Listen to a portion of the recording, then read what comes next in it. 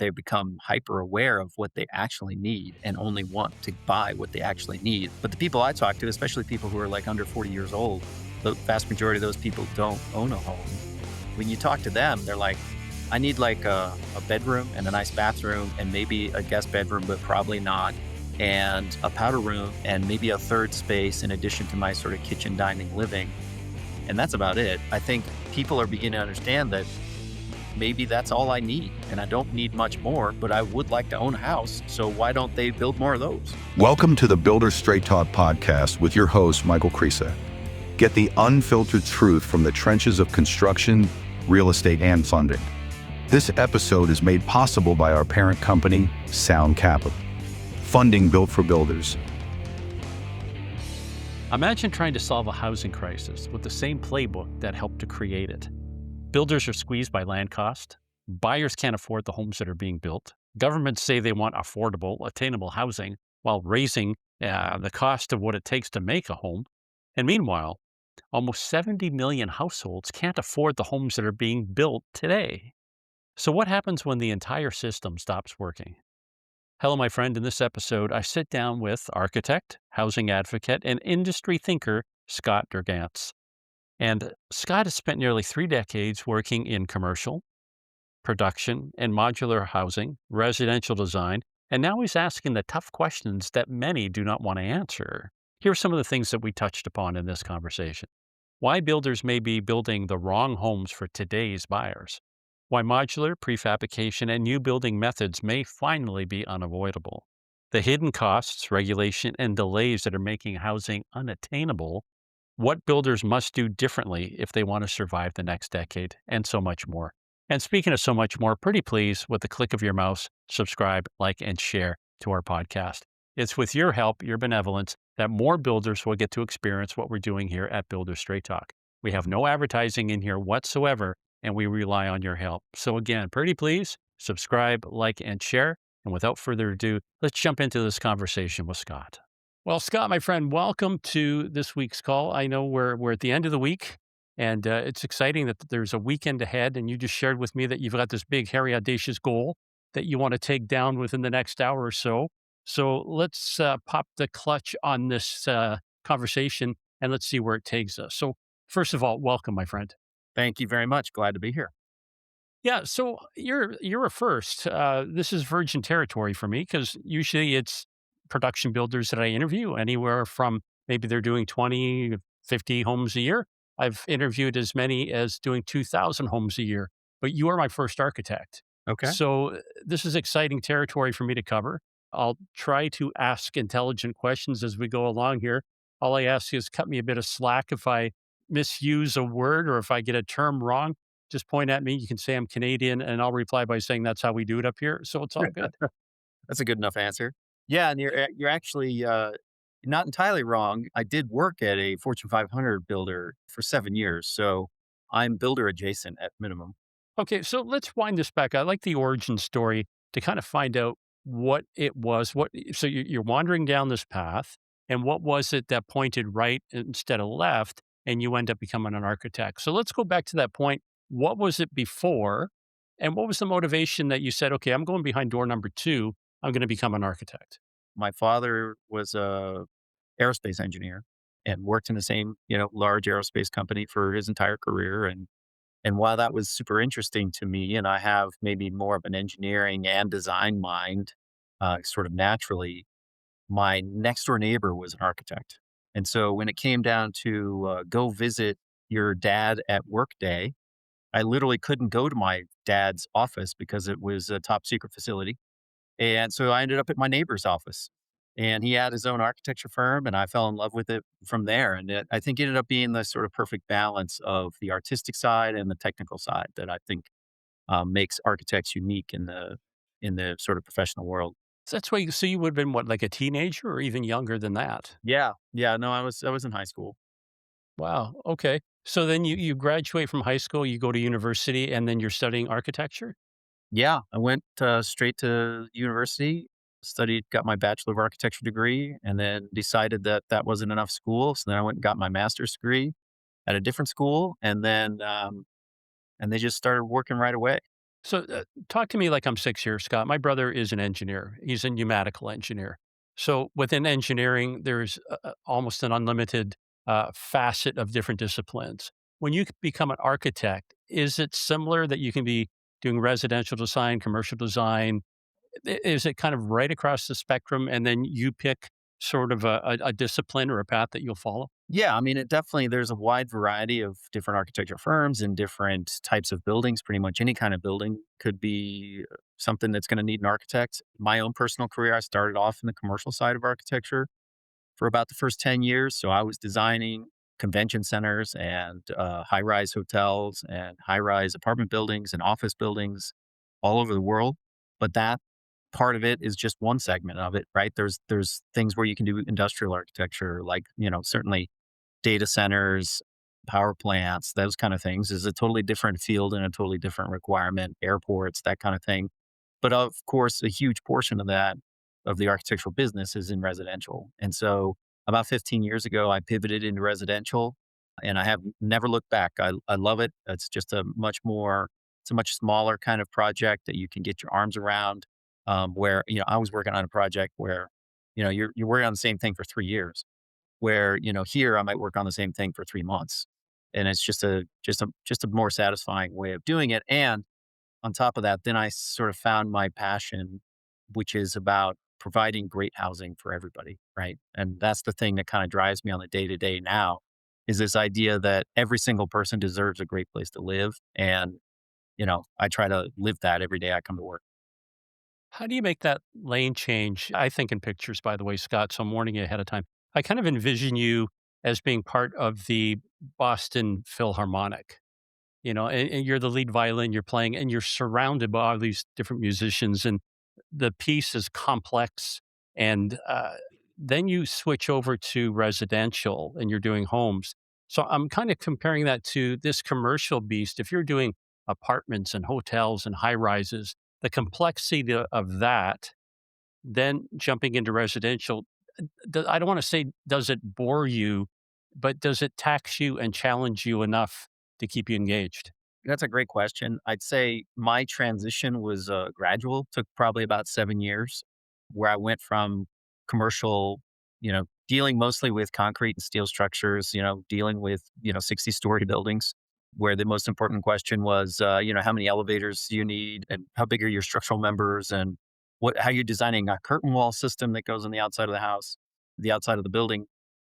And then I went from that to a modular builder that was a technology startup company where it was doing housing, but it was doing housing with a sort of commercial design concept and commercial structural systems. And so that was where my commercial background could then be directly applied to housing. And that's where I got introduced to working with individual clients designing their homes. And that's just a completely different sort of experience. And I fell in love with that. And then I spent several years working at a prefabricated structural system company where I was essentially the technical advisor to architecture firms on multifamily housing projects. And so by the time I got done with that, I was fully immersed in the housing world and the residential world. And then the next step from that became pretty logical and ended up working at, like I said, a large builder, nationwide builder, and then I was like fully in the sort of residential. And then kind of a second part to answer your question is I really am trying to be pushing the envelope on what is possible to do in the residential world because I think we live in a time right now where housing is a critical issue across the country and in many countries. And how do we solve that issue is something that has become something where I think I can get involved and really start looking at things in a different way given my background. I did an interview recently. A gentleman's name was Trapper Roderick Custom Homes, and Mhm. he's in Utah.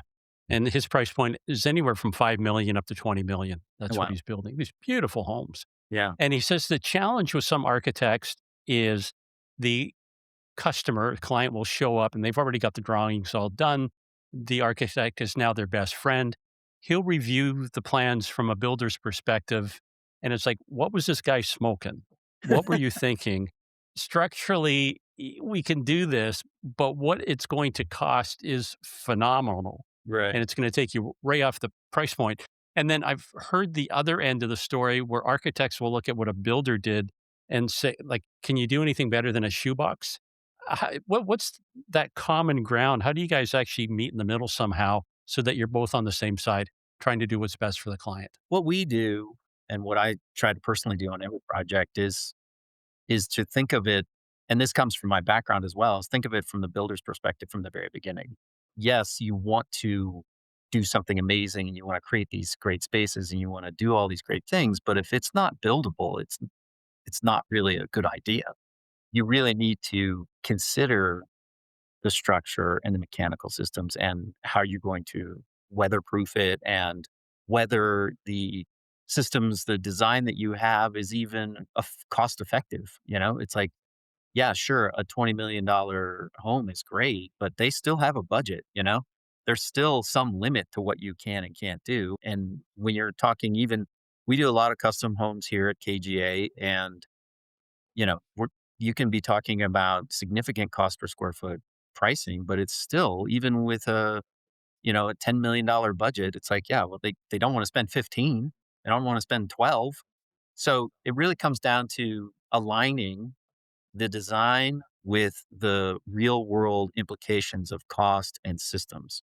And you do that by collaborating with your engineering consultants and oftentimes with builders, getting pricing early on, getting input from the builder saying, hey, here's what we're trying to do. What's a good idea on how we can execute on that? And builders, the best ones, are love working in that process because that means that they have a stake in how it goes and are hopefully aligning themselves with something they know they can execute well on that's going to look good for them down the road. Are you a gun for hire? You mentioned the company. So are you part of the company as an employee? Are you an owner, a founder? How does that part work? Yeah, no, I'm a principal. I'm an employee right now. KGA has been around for 49 years. We celebrate our 50th year next year. And I was brought in to kind of take over the new home builder and developer studio here and eventually roll into an ownership stake in the company. But that's a year or two down the road. Cool. Well, congratulations on that when that happens, my friend. Yeah, no, it's exciting times. I'm really looking forward to it. We got a great team here and a really great history. And I think it's an exciting new chapter. How many years have you been doing this, Scott? Oh, geez. 27, I think. 27? Yeah, 27 years, almost exactly now. I think I started working my first full-time job in 1998, May or June of 1998. So if you look at the Scott back then, and you were doing, complex drawings, obviously, because we talked about the fact that you were doing commercial. But if we could pretend for a moment residential and where you are today residential, have you seen any dramatic trends, let's say 5 years ago to where you are now in terms of buyer behavior and what they're looking for? Yeah, there's kind of this very unusual balance between what's out in the market and what buyers actually want, I think. And I think that's been the thing that I've seen that's really become more noticeable in the past couple of years. And that I think is driven by the affordability crisis that we're all experiencing. On top of that, kind of a rocky housing market for the past 2.5 or 3 years in the United States in general.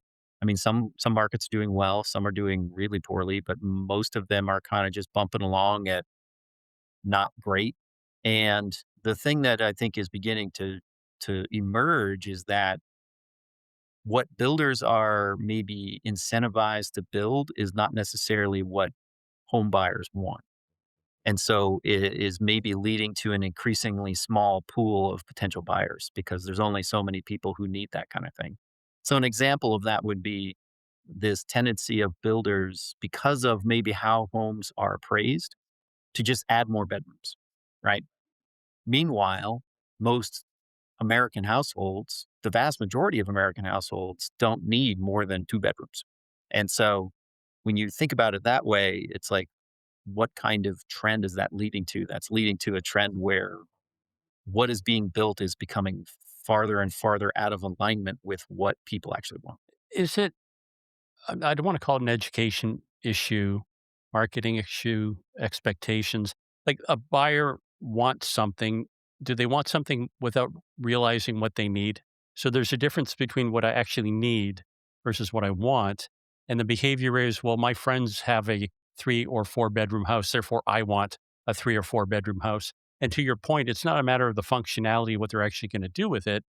Is it almost like they're trying to compete with other people and not realizing what the, what's the word I'm looking, the utility of the home needs to serve? Yeah, I mean, I'd say that was probably the case, in, previously, but I'd say now, given what people can afford relative to what, the affordability in any given market, I'd say that they've become hyper aware of what they actually need and only want to buy what they actually need. I think there's a lot of, maybe in a certain segment of the market, the sort of luxury end of the sort of new home building industry, kind of your $1 million plus homes, there's the desire to just like more is better. But the people I talk to, especially people who are like under 40 years old, and with the average first time home buyer age in the United States recently having risen to 40 years old, those, the vast majority of those people don't own a home. When you talk to them, they're like, yeah, no, I need like a bedroom and a nice bathroom and maybe a guest bedroom, but probably not. And a powder room and maybe a third space in addition to my sort of kitchen, dining, living. That is like the place where I go work out, or the place where I go do yoga, or the place where I go read a book, or the place where my guests stay when they come over. And that's about it. That's a house that begins to really resemble things that were built 100 years ago in this country, where you think about one of the first houses I bought here in Denver was a 1,100 square foot, 1 story, 2 bedroom, 1 bath bungalow. And it had a living room, a dining room, a kitchen, 2 bedrooms, and a bathroom. And that's it. And it was great. I think people are beginning to understand that maybe that's all I need. And I don't need much more, but I would like to own a house. So why don't they build more of those? I kind of think back to when I got my real estate license, that would have been 1989. And the area that I specialized in was a community of story and a half homes. These were like the post war homes. Mhm. So you had, as you said, you had a kitchen, a small living room slash dining room, 2 bedrooms above. And some of them had the washroom upstairs versus downstairs. That was 1989. If it was well appointed, that you're looking at about between 50, maybe $65,000. Wow. Whereas that same home today would easily go for 650, $700,000. Yeah, The square 10 footage times. hasn't changed, right? Right. They haven't done anything new. So is part of the problem when we talk about attainability, or affordability, whatever that is it because builders are still building these lavish homes that buyers really don't need and they think that's what the expectation is? I mean, that's certainly part of it. I mean, the other component of it is that home building has become increasingly difficult to do. I'm part of a government affairs committee here in the sort of local metro area in the building industry. And there's a lot of builders who are really becoming frustrated with how difficult it is to build in certain markets. It's just really expensive. There's all sorts of hoops you have to jump through. There's all sorts of municipal requirements. The rules are different from one town to the next town. It's becoming so difficult. And that's just leading to it's harder to build homes. So there's fewer homes being built. So therefore, the ones that are already existing become more and more valuable.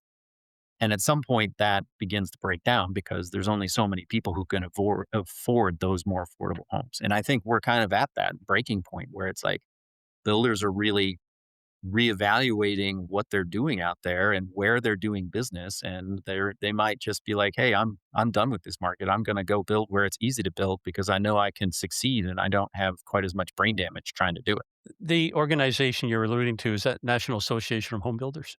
Yeah, no, I'm associated with them on the design committee and the missing middle housing afford working group. But the one I'm talking about is the local Metro Denver HBA Home Builders Okay. Association.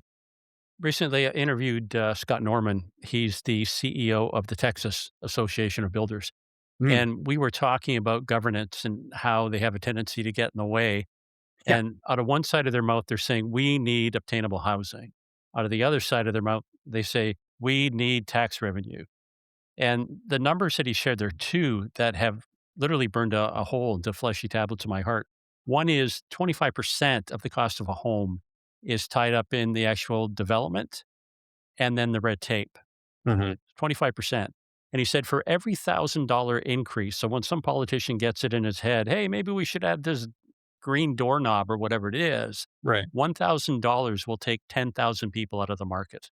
And I thought that number was just phenomenal. $1,000 impact, 10,000 people can't afford to buy. Yeah. No, that's 100% true, and, I was talking to, the chief economist with the NAHB, a couple weeks ago. NAHB does a survey every 5 years, so the last time they did it was 2021, and they are updating that survey right now, and it will be released in June, so, very soon for the 2026, and it essentially looks at the total cost of regulations and municipal fees and requirements that have to do with the neighborhood, the community development, all of those things, the number of dollars on average that all of that stuff that is bringing essentially no value to the homeowner, right, was $96,000 per house just for the sort of red tape and regulations. And that he suggested that the one that comes out in 2026 is going to be more like $130,000. So that's where you get your average houses $400,000, and over 25 to maybe close to 30% of it is just all of that other stuff. And that's the stuff that's making it more difficult to build homes and obviously more expensive to build homes at the same time because those costs, the builder is just passing those costs through to the home buyer. So, houses become more and more expensive to build and therefore more and more expensive to buy. Yeah, the builders are getting it from all sides. So they've cost of materials go up, trying to find land, pressures there, getting the infrastructure done, water, hydro, like all these things are adding up in the background. And there's something that you mentioned ever so quickly, data centers are now encroaching in different places. So making land even harder to find. But number two, it's almost the data centers are enamoring local governance to look their way versus at the builder. Because in terms of the amount of incentives and money they'll generate from a data center, it's kind of hard to say no to that versus a developer that's putting down maybe 100 single family homes. It's eclipsed by the amount of money these data centers are willing to pay. But Mhm. then the other side of that coin is what people aren't really talking about or haven't discovered yet is the demands that it's putting on water and electricity are just through the roof. Are you experiencing anything like that on your end right now? Yeah, I mean, certainly I'd say, in Colorado and Denver specifically, where I live, there's been a huge movement to actually, for many of those reasons, to ban data centers from the city and county of Denver. That solves the Denver problem. It doesn't solve the Denver metro problem in the sense that then they just move to a different county that's in the sort of metro area. Yeah, and in the end, it all comes down to there's only so much desirable land, right? Around a lot of these sort of dense, heavily developed cities that have been around for hundreds of years, right? And eventually you run out of good spots to put things. And one of the things we need to put somewhere, especially close to cities, are people. And there's definitely a balance that can be struck there. But certainly right now, with the money involved and municipalities seeing the direct contribution to their tax income from that is winning sometimes. Let's go back to what you said earlier about you're on the middle housing working group.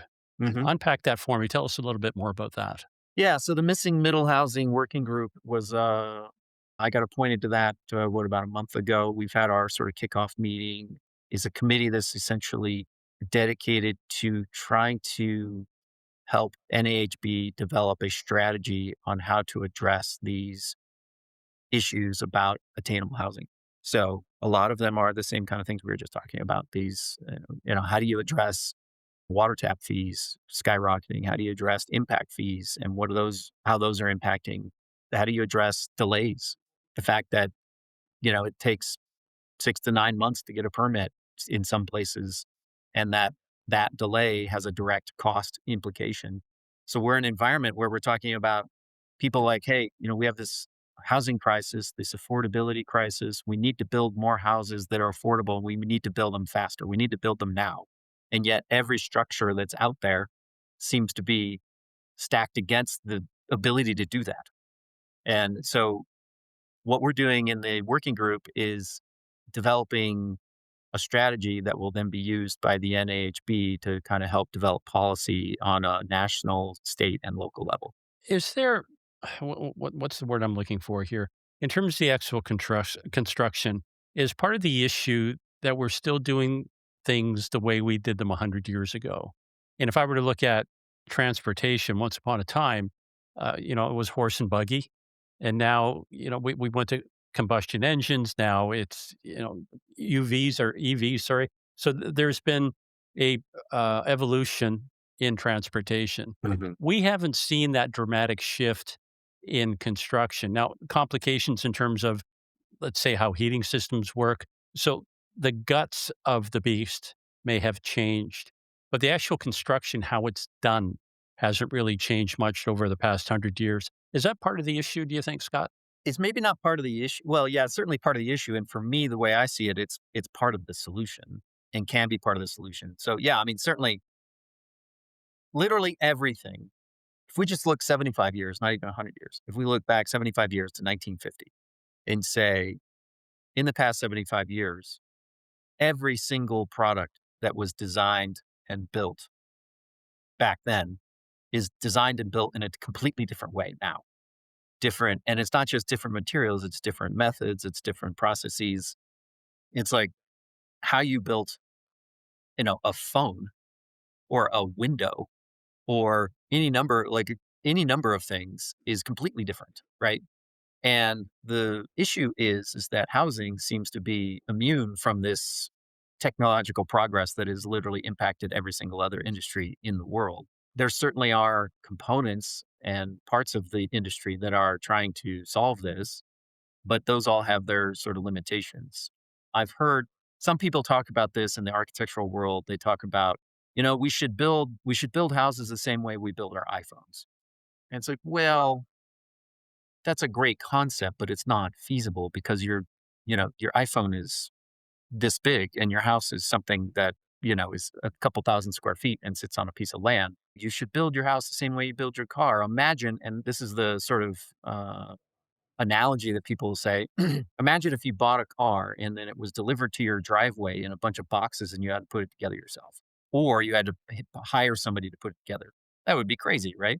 So there's definitely ways of thinking about how to do that and using technology and using prefabrication and factories to create components that then are able to be assembled is certainly a way to potentially solve the problem, because in the end, if done right and done at scale, and that's been the real problem, is trying to do it at scale, but if done right, you could end up with a higher quality home that's cheaper and goes up faster. And so that's something that, with my background in modular and prefabricated systems in housing, something that I'm kind of working on in the background sort of all the time. I was about to open that door about modular. I've interviewed Ken Semler, who's like the godfather of modular homes. And part of the issue, well, there were several. One was that from a market perspective or the buyer's perspective, they don't distinguish the difference between a modular home, a mobile home, and there's Breaking Bad in the background. This is just a rolling meth lab. You're right. So part of that becomes an educational issue that from the modular industry's perspective, maybe they're not educating buyers as to what they're actually building and Mm, how it could be a viable solution. The other part that there's companies that conflate modular with manufactured, mhm. and that creates a quality issue because to me, one seems better than the other. But if you're lumping them all together and an uninformed consumer doesn't know what he's getting, that poses a problem to me. Is there, if you were to look at them, modular versus construction, manufacturer, sorry, is there one that you would lean towards more than the other? Yeah, I mean, a lot of this comes down to the sort of technical definitions by the federal government. So, like, manufactured housing is technically a HUD sort of program that is for the sort of double wide or the single wide, the mobile home that is on a chassis that shows up on wheels and then gets put and is basically semi permanent, right? Where modular is regulated usually by the state that it's being built in and is essentially subject to the same building codes as traditional construction. So sometimes it's the International Residential Code or the International Building Code, depending on what kind of project it is. When I was working in modular, we did spend a lot of time strategizing on ways of how to educate people about how this is a modular home, and a modular home is built the same way as a typical home is built, as opposed to the manufactured home. So I would definitely say modular is the way to go. And then the question then becomes, how do you make modular work for you? How can you design a house so that modular is something that is a lever that can increase your quality and your pace and your lower your costs, while at the same time not limiting it to um, by size or how high the ceilings can be or things like that, right? I'd say back to kind of full circle is the reason why a lot of people conflate the two things, manufactured versus modular, is because in the end, a modular house is restricted by how wide and high it can be and still go down the highway to get from the factory to the home site, right? And if it's always restricted from that, a buyer might look at it and be like, well, I'm expecting 10-foot ceilings and you only gave me 9-foot ceilings because, it had to be squashed in order to fit under those bridges on the way to the home site. Right. And so there's always that sort of restriction that's built into how modular is built. If I were to look at modular from like 60,000 feet looking down, I would bet on modular from the point of view that one, it's manufactured in a controlled environment. You don't have to worry about wood rot. They're done efficiently, right? You can bring in, I don't want to say unqualified, unskilled tradespeople, but you can bring in people and train them very quickly. So the labor aspect seems not to be a problem like we're finding in conventional build. And at the end of the day, in terms of the amount of waste that's involved, you can literally put it into a dumpster when it's all said and done. To your point, though, the complications are how do we get that sucker, put it on a flatbed, and roll it down the highway from, let's say, Detroit to Denver? So Right. now you're looking for factories that would have to be what implemented state by state, county by county. Like, how do you even tackle that part of it? Let's say you built the ideal home, you can take it apart, you can put it on a truck, but how do you get that sucker to the site? Right. Yeah, and the thing is, we're not even dealing with, Detroit to Denver. We're dealing with Aurora, Colorado to Louisville, Colorado. But even just going 15 miles, you have the same problems you would if you're going 1,000 miles. It's just maybe slightly less expensive to do that. Yeah, I mean, I think the way to do it and the way that I would think about doing it would be you essentially, and this is what's being done in a lot of other in the commercial world, right? So this is where my commercial background comes in hospitals. Hospitals are the number one user of modular construction.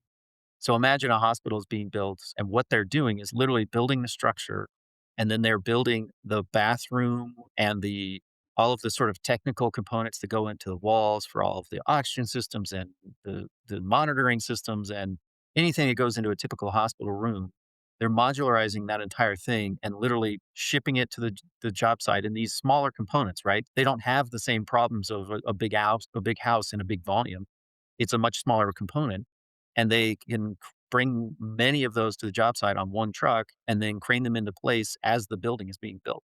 They literally sliding these things in and designing the entire building around the fact that this is a modular component. The reason they're doing that is because they get higher quality. It's easier for them to pass inspections. It shortens the overall construction time, and they're cheaper to build in a factory than they are because they're highly technical pieces.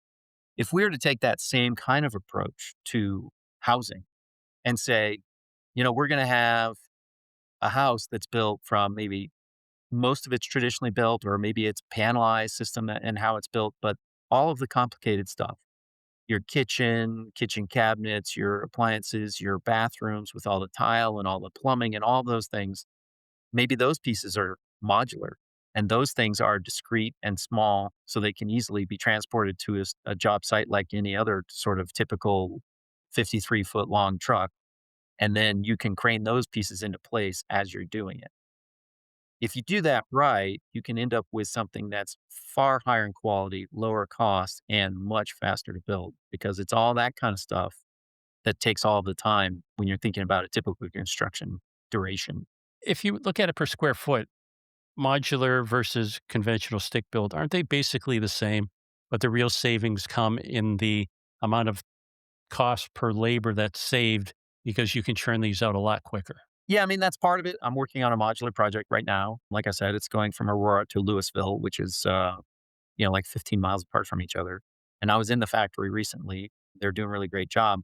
The price point is still much higher for modular. The issue is that you save kind of all the time on the back end. So right now, modular, especially in Colorado, is really, it pencils out in places where the labor is extremely expensive. And so for us, that's generally rural places or mountain communities. So in a mountain community, you have, uh, you know, there's not many people, but there's a huge demand for like workforce housing because the people who work there can't afford to live there because of it's Colorado mountains. It's a beautiful place, and a lot of people want to live there. But all of the people who work in a ski town can't afford to live in that ski town. So there's a big movement for housing, and in that environment where you don't have as many reliable trades, they are very expensive, and the build season is very short. In Denver, you can build all year round. Up in the mountains, it's like 6 months. And in those environments, modular is extremely competitive by cost. If you go to a more typical place right now, modular is still more expensive. If you just do like a apples to apples of cost of materials and getting it built and getting it installed and doing all the things. And therefore you have to work on trying to make the argument that the time savings is the thing that is going to essentially make it make sense. And I think we're getting closer to a crossover moment where labor is becoming increasingly expensive in certain markets. And if you can begin to keep modular prices from going too high, they aren't rising as much as maybe traditional construction prices are rising. And eventually there's going to be a crossover point where modular makes a lot more sense in a lot more places. Is there a misconception that builders have when it comes to modular in terms of what they perceive it to be, the cost to do? I don't know if there's a misconception. I'm sure every builder who has ever thought about doing modular on a project has been kind of had a little bit of sticker shock, right? And it is sometimes, especially when you're doing, your kind of budget at the front end of a project, it is sometimes hard to justify the time savings. And how do you put a dollar amount on that, right? There's only so many things you can do, like say, hey, well, we're not going to have to carry the debt for quite as long, or, so we're saving on debt servicing, or we're saving on, just the having general conditions of having people out on the site, having your dumpster out there and your porta potty, and your construction management team is not going to be out there as long. It's hard to put like a real firm number on those costs. So it's not that they have misconceptions. It's like, I'm interested. If it was the same price, I would probably do it, but it's not right now. And so it's hard to kind of convince, in a lot of these builders, they're trying to convince their committees on new projects. Like, how do we convince a committee that this is a good idea? And I think if you can begin to really have those costs stay stable while other costs are rising in the traditional world, it might start to make sense. Do you think the scalability issue is also a factor of funding? And most banks are pretty leery when it comes to funding modular because they really don't understand the nature of the beast and what they're putting money into. When they look at a conventional stick build, they know that there's land, they know there's materials, and they're comfortable with that because if anything Mhm. goes south, you've always got the land, they've got the materials. When it comes to modular, they're funding something that's coming down a conveyor belt and they're paying for the if come.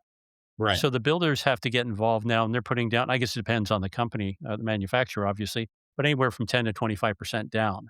Sure. And to do that at scale, you've got to be like a monster builder, like a Lennar or a Hortons, to be able to afford that at scale. Do you think Right. that's part of the issue? Number one, getting banks to understand what they're funding. There's got to be a solution there somehow to allow builders now the opportunity to scale. Right. Yeah, no, for sure. I think that's certainly part of it. I've seen that these projects either make sense on a pretty small scale, like under 20 units, or on a really, really big scale.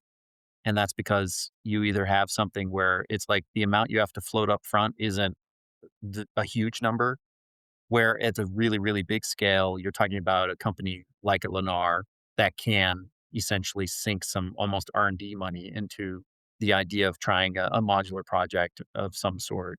I think it's pretty clear in modular, if it's inside the factory, it's essentially being insured from the standpoint of the modular company.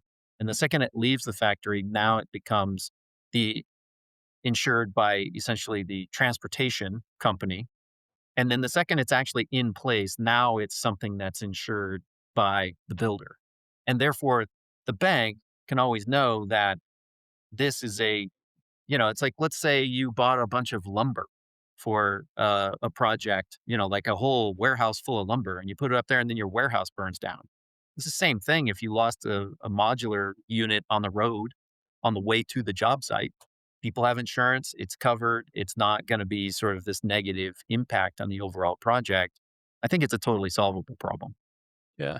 I was going to say, from a bank's perspective, then you've got so many levels of security, as you said, in terms of the insurance. What is it then that's making them reluctant to lend on scale? That's a good question. You probably have a better answer to that one than I do. I don't know. It might be just that housing as is done now works well enough, and it's a known quantity, and doing anything different, especially with something that's so big, is a risk, right? Like, so for instance, I'd say probably the number one reason would be, well, what if my modular company goes out of business? And that's happened a lot, unfortunately.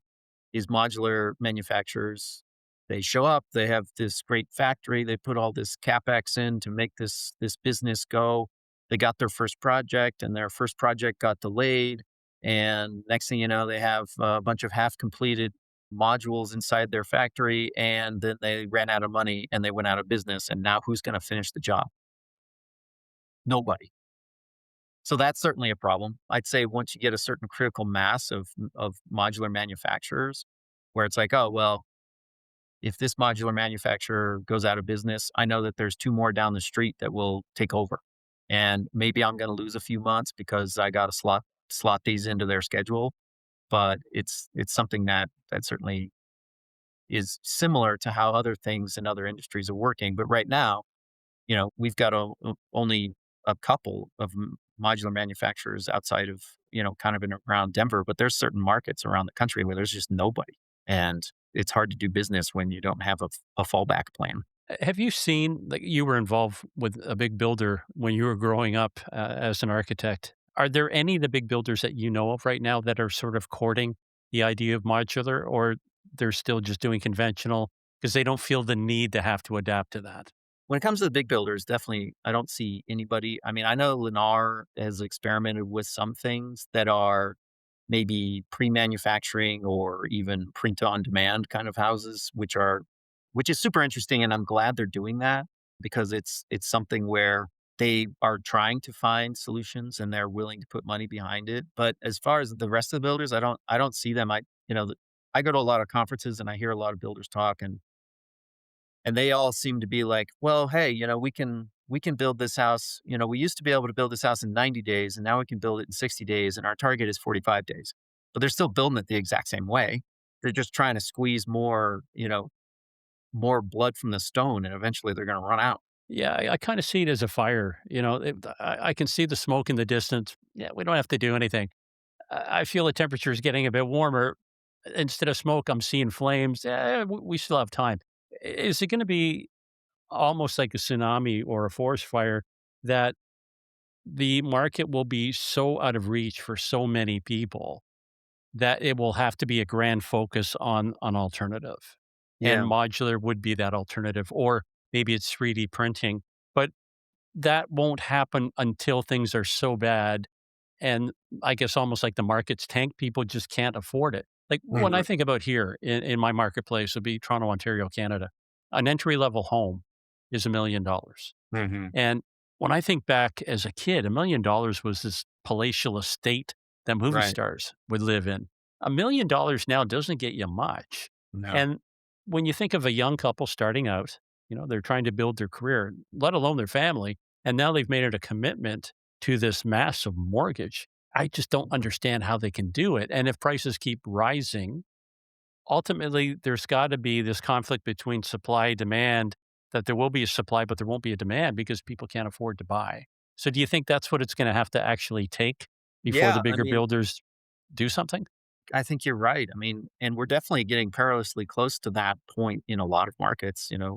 I know that there's a lot of very expensive housing markets in Canada. I mean, there's a lot of very expensive markets in the United States. Denver is one of the worst when it comes to housing affordability relative to how much, your sort of typical income is versus how much housing costs. It's one of the highest percentages. And you got a stat from one of your earlier guests. I'll give you a stat. In the United States, there's about 135 million households, and NAHB released their latest numbers, and it was 69.9 million households cannot afford a house of more than $300,000.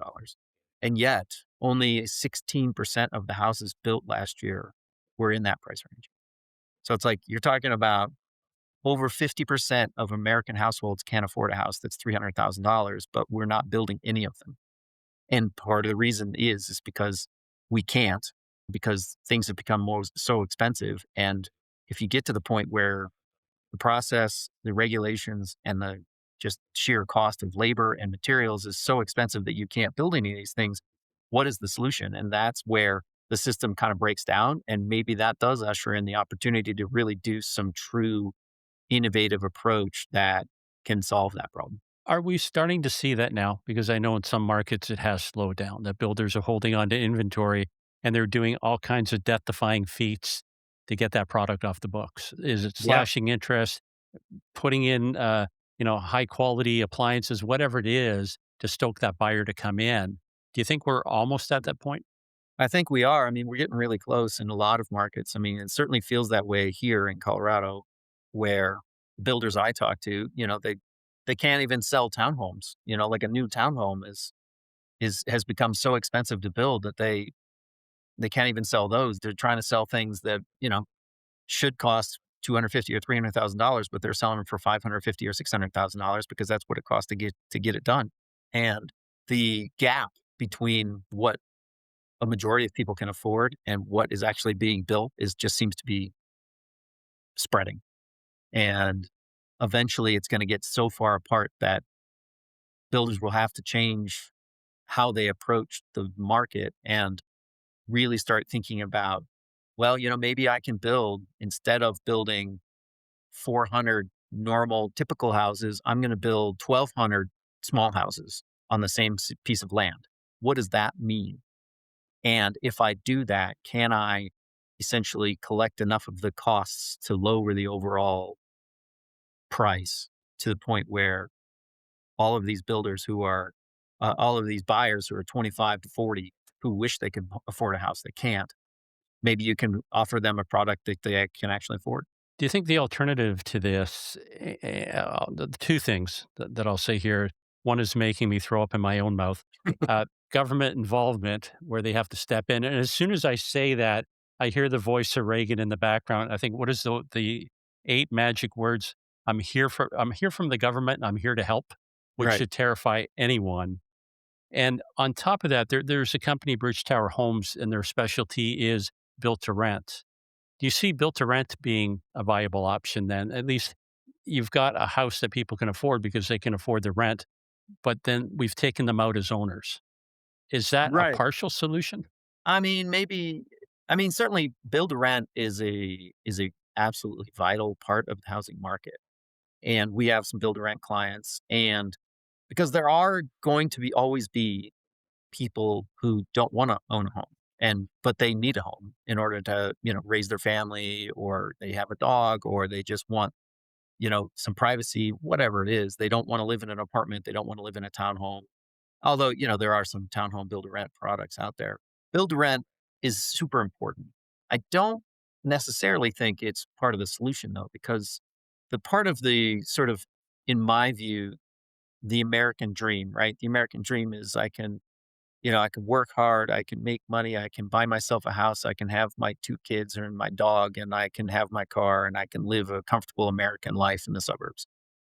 That is built around the concept of essentially building wealth around the fact that you are a homeowner. And home ownership has so many other advantages around building a sense of community and building the idea of what it means to it's essentially stabilize the society, right? And home ownership does that across huge swaths of American. And what you end up having is if you have too many people who are perpetually and permanently renters, which is where we're kind of heading, you lose that cohesion, in my opinion. And on top of that, you lose things like family formation, right? People are getting married later, people are having way fewer kids, people are living by themselves, they're living in their parents' basements, there's all these kind of different things. And what that is doing is essentially kind of taking away that ability to have that American dream, right? And there's not a direct correlation, but I definitely think there's some correlation of people are getting married later and having fewer kids largely because or is a follow-on epidemic from the fact that they can't afford a house. There was an article in the Wall Street Journal recently about how people who are married are far more likely to be buying a home than people who aren't. And that's sort of obvious, right? You have kind of combining two incomes. But then people who are married obviously are then far more likely to have children. And if you kind of kill that first part of that whole equation and make home ownership so out of reach, then people don't really have as much incentive like to get married and to have a family. And in the end, you end up with, I mean, right now in the United States, the sort of birth rate is 1.6 and 2.05, I think, is replacement. And that's not good. And there's a lot of European countries where and Asian countries where it's way worse than that. But we're heading in that same direction. And I would say that housing and the affordability of housing and housing ownership is part of that equation as to why we're there. Yeah. To your point about birth rate, Western societies in general, like Japan, UK, everywhere, they are not reproducing enough to replace the aging population. So that Right. not only are you going to have a skills gap, we'll get to that in a second, but you just won't have enough to sustain. And it's that inverted pyramid that you've got so many older people and this Hmm. younger class that's coming in has to somehow support them. And it Right. can't last. To your point about stabilization, there's a word you missed there when you talked about neighborhoods, it's community. Hmm. And when I look at rental and I think of government subsidized, you've got a lot of people crammed into a small space. There is no pride of ownership. And to your point about reduced crime, that's actually a bona fide statistic that people who own homes are less likely to get involved in crime because they're focused on raising their family in those homes. And those neighborhoods are more stable, again, because it's the same type of people that are trying to raise kids. They've got a mortgage. They don't have time for crime. Right. And I think if we take that out of the equation, if people don't have somewhere to live, there's the other part, which is generational wealth. And if the average appreciation on a home traditionally has been around 10%, and let's say we take a $500,000 home, there's $50,000 a year that's accruing in that home that we have a generation now that will never have access to that. And for the average people, like for me, example, I'm, north of 60. I live in a train station of all things. And when we talk about modular, it was a decommissioned station. It was cut in half, put on a flatbed, and hauled out to where it is here. So the guy that bought it, I think he bid $500 on this train station. It cost 40,000 to relocate it because they had to get all the permits, cut down the hydro lines, all that kind of stuff. And when they got to the corner, this intersection that I'm on, it was originally part of a 100-acre parcel. On the other side of the river was the trailer park that they were taking this train station to, Hmm. and it was going to act as their community hall, recreation hall, whatever. So they made it all the way from town to this intersection, and then somebody goes, "Shit, we forgot about the covered bridge." Oh, no. Right? So they've made it all the way here. They're a kilometer away from crossing the finish line, but there's a bridge that says, "No go, you're not coming over." And they ended up dropping it here on this corner. Jumping forward now to where I am today, I've been here 25 years. I could not buy this place back. So if it was on the market today, I couldn't afford my own home. Right. Like, how crazy is that? The other thing that you said, I'm not, pull me back at any time, Scott, because I'm about to get on my soapbox, and it's not pretty. I think there's a greater issue at play here, and it's we have a generation of kids that are lost, that they Mhm. don't know what they want because they've never been, if you want parents sitting them down, is it their guidance counselors? There's people that should be jailed. They haven't been given a definite career path of where they need to go.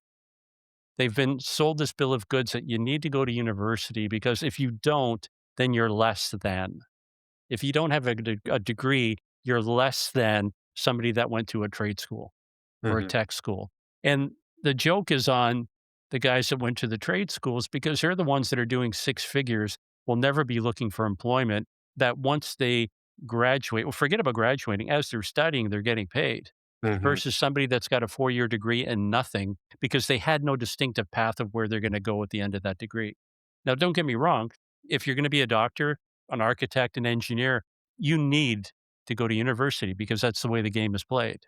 Sure. But if you're just going there for a general arts degree where you can find the same information online, but you're not going to come out $250,000 in debt, which then means you're living in your parents' basement, which means I don't have the money to call up Betty Lou and ask her out on a date because I can't Yep. take her anywhere other than McDonald's. McDonald's is $20 for a meal. I can't go there. And if they're not getting together dating, obviously they're not getting married. If they're not getting married, they're not having kids. And if there's no kids, there's no demand for the home. Right. So I think in essence, what we're doing, I don't know if this is by design. I hate to think this way, but are we creating a whole generation of renters? And by doing so, they will never have the opportunity to tap into that generational wealth that then guarantees them a retirement. So Yeah. they will be indentured slaves forever. And that's a dystopian nightmare that keeps me up at night. I mean, that's a lot to unpack, Michael. You hit a lot of things there. The good news is, I would say when it Yeah, thanks comes for that, to Scott. The good news yeah, is, okay. yeah, I'd say what I've seen here, and so like I said, I'm involved in the Home Builders Association here in Metro Denver, and I just took a tour of what's called CCIC, the Cherry Creek Innovation Campus. And so Cherry Creek Schools is a big campus, big school district around here. And what they did is created this innovation campus where they are essentially as electives. So essentially, all the students go to their sort of normal high school half the day. And then they, if they want to, they go to this school the other half the day. And they have all of these sort of trades that you think that are ways that these kids can graduate from high school and have a job the day they walk out of high school. They don't have to go to college. They don't have to get a degree. They don't have to incur a huge amount of debt. They can start making money right away. And it is a fantastic program. They have nursing, construction fields, food service fields, all sorts of like cybersecurity type stuff because you don't need a college degree in order to get into cybersecurity and into IT and many others. There were so many different pathways that they have. And they are literally just now completing the construction of their second phase of their school. The school was originally started in 2019 and the second phase of the school will be opening in the fall and it's doubling the size of their school. And it's already enormous. I mean, there's like, they have whole helicopters and airplanes inside of a shop where these students can learn how to do airplane maintenance and helicopter maintenance while in high school. 16, 17-year-olds who can get out of school and be certified and get a job the day they graduate. Kids who are doing plumbing and framing and masonry and mechanical install, all of those things, electrical. And the parents are the ones who are really, really loving this program because they want to have a great future for their kids. And they know that in a lot of kids, so many kids' worlds, it they don't need to go to college. And I think that has changed significantly. And so I think there's gonna be soon, I mean, very soon, where going into the trades or going into college is kind of gonna be seen as equally viable path. I know that one of my son's good friends, he graduated from high school a couple years ago, and he's been doing an apprenticeship in helicopter repair. And as soon as he gets fully certified, he's going to be making really good money. And he's 21 years old, you know, and he's been working on this for a couple years. I think there's a lot of that going on. And to the other thing, when it comes to kind of this class of permanent renters, that's kind of the thing that drives me on a regular basis to kind of try to figure out ways to do things differently. I mean, I really do think it is, and maybe it's not on purpose. Maybe it is on purpose. Maybe it's just the way things have gone. But I think you definitely, if you could offer a great place to live to somebody who's 25, 30 years old, and they could afford to buy a home for under 300 grand, even if it's a small house under, 1,000 square feet. Back, like I said at the very beginning when I was talking about, back in the 1920s, we used to build Yeah. 1,000 square foot, 2 bed, 1 bath homes, and people loved them. I think taking a modern take on how to do that and how to do that using technology to lower the cost and lower the time to market could radically change how we deliver housing. And you could build whole neighborhoods where people want to go and actually live and they can afford to live there. And then to get to your kind of the last part is this sort of social infrastructure, this social cohesion, yeah, I don't have a good job and have a bunch of debt, so I'm living in my basement. If we can solve that problem, and then we can solve the other problem, which is isolation. A lot of people, especially younger people, are socially isolated. And I know there's been huge numbers, especially since 2020, where the number of hours where people are interacting with their family and their friends has gone dramatically down, and the amount of hours where people are truly socially isolated, just like by themselves on their phone or on their screen or whatever, has skyrocketed. And those two things are kind of separating from each other. And that's not great. So what we really need to do is, in addition to building homes that people can afford, we need to build them in places and in neighborhoods and create places where people want to go. And the idea of, like, maybe we need to work around the notion that less space and more place. And if you can create a place where people want to be, it essentially encourages social interaction. And then if you add components to those places that force people to go and spend time with each other, it turns out that they're going to live happier, healthier lives. That's where housing's an important thing. And doing it right and doing it in the right kind of way is really important to potentially fixing all sorts of things that are not not doing so well right now. There's so many different paths I wanna go down right now. We're limited to time. You just kinda tapped on the idea of a healthy home, then there's performance homes, and the home becomes that place where you feel restored, renewed, but it's built in an environment that pulls you out, so you're actually out exploring and doing things versus being locked in the basement. Just to kind of finish off on 2 happy notes, in your own backyard, you've got a gal by the name of Renee Zentz, and she's with Careers in Construction. I don't know if you've heard about that. I So have not. it's at ciccolorado.org, and it's similar to what you were talking about. They bring the program right into the high school, Mhm. and you're doing your regular curriculum, but you can elect to be part of this construction path. Right. And then when you graduate, you will actually get offered a job. And I think that she mentioned that the stick rate was something like 75 to 80% of kids that graduate will get employment and they'll stay through full time, That's which great. is phenomenal. And Jim Tobin, who's the president of National Association of Home Builders, when I interviewed him way back, the thing that really stood out is he said, Michael, when you take a tool and you put it into a kid's hand for the first time and they press the button and it roars to life, it just opens up a whole possibility of things to come. Yep. And if they've never had that experience, that tactile interaction with the thing, they'll never know where that path could take them. Right. So No, on a happy note, that's one that so I'll repeat it again so you can look it up. It's in Colorado. Renee Zantz, ciccolorado.org. Wonderful gal. You'll get along with her famously. Getting back to Scott Norman, who's CEO at Texas Association of Builders. So they lobbied the government to give them $1 billion to build a tech school in Texas. And the government said, no, no, we can't do it, but we can give you eight. So they ended up getting $800 million and have built a state of the art tech facility that's awesome. in Texas. And it will teach kids basically everything there is under the sun. So, as dismal as my rant was, there is optimism still at the end of the rainbow that I see.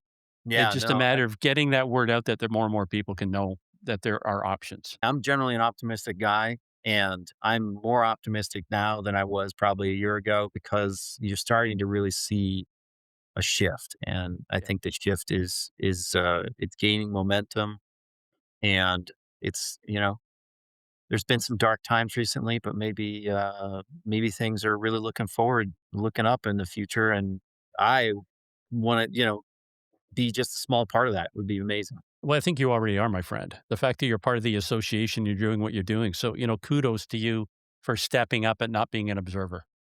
Yeah, no, I mean, being involved, you get the ROI, return on involvement, is kind of the way I look at it. And even if the return is just me being happier going to work every day because I'm doing something about making things better, that's worth it. Let's do a lane change here, Scott. I'm going to ask you a series of questions. I don't want you to overthink it. First thing that comes to your head, just fill in the end of the sentence. Sure. Ready? Yep. The biggest mistake production builders are making right now is Putting too many bedrooms in their houses. buyers are quietly becoming less tolerant of. Delays.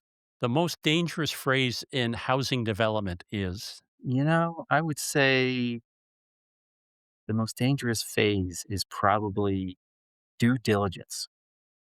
I'd say Okay. due diligence because so many decisions are made that have a huge impact on the project in the future, and they are oftentimes woefully uninformed. Here's one in your wheelhouse. A design trend I wish would disappear is. Design trend I wish would disappear. Ridiculously oversized primary bathrooms. I just like, why? Why do you need so much I'm space in gonna well, the slang for people who give a shit. Okay, so then the last one in that, builders who will dominate the next decade will be the ones who. who embrace truly innovative solutions to deliver housing? Oh, that's good. Okay, I take the pressure off. This is more personal now. When I finally get that rare hour to myself, I enjoy most doing. Hiking. Cool. One place that helps me reset or think clearly is. Weirdly, the treadmill. I go to the gym, and then whenever I tell my team, like, "Hey, I went to the gym," they kind of like roll their eyes. Oh, great, here comes another idea. But somehow, when I'm on the treadmill, my brain kind of just lets go of all the other stuff, and I can kind of think clearly. Yeah, when I do that, I'm fighting to breathe, but yeah, okay, different stress.